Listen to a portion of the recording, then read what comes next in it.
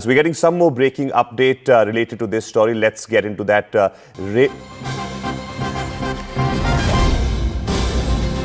Now, Railways also ramping up efforts. Extra AC coaches added on key interstate trains amid Indigo flight disruptions to ease passenger difficulties caused by Indigo Airlines.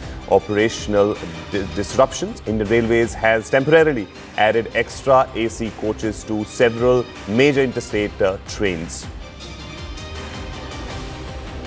All right, Afreen Hussain is joining us on this story. Afreen, of course, we are seeing the trouble which people are facing because of this Indigo's problem. But now we are seeing that extra trains have also been allotted just to, lower the stress on the other options which people have.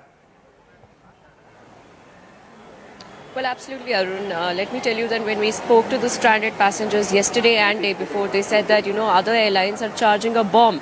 They're charging anything over 50,000 rupees for a flight ticket, and they were not able to afford that. So now the railways have stepped in. They've added extra AC coaches to several interstate trains, key interstate trains, making sure that passengers who are, stranded here or whose flights are cancelled and they're not able to book any other flights, they can use this particular service by the railways to make sure that they reach their destination. Also, I'm here at the Kempe Gowda International Airport, and compared to yesterday's situation, Arun, let me make it very clear that the lines have reduced near the Indigo enquiry desk. Yesterday, we could see huge lines for hours together, people standing, crowding, extended lines as well. But today, the lines are very, very short. We also have information that about 11 flights have taken off from Bengaluru International Airport, and temporarily operations have resumed here.